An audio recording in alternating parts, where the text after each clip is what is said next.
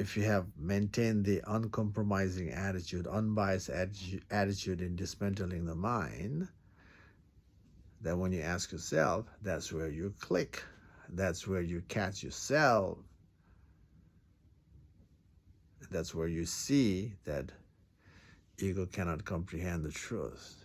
And from there, you rest in who you are as a consciousness. And the nature of the consciousness is conscious and empty. You rest in emptiness, but conscious. You become that, and your life unfolds from there. And consciousness is the plain sight truth. That is you without your mind, you without the identification. And to get there, the journey is about peeling the layers.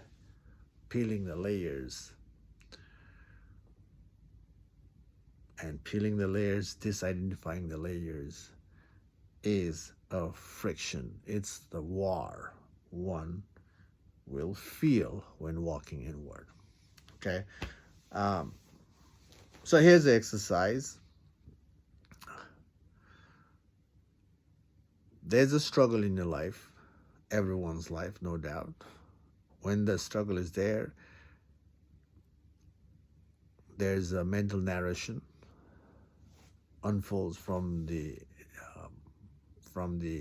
struggle. So just inquiry on your struggle.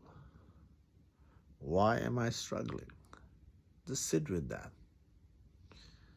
and see how far you can trace your mind backward. When you ask, why am I struggling?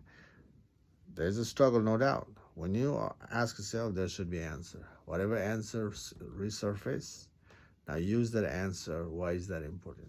So keep using the why to every answer you see, and see how far you can go back.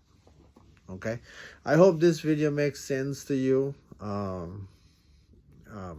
Sorry to disappoint you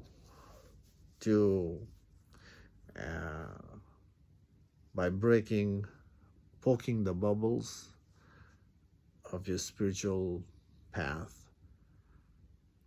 And spirituality is not a blissful journey.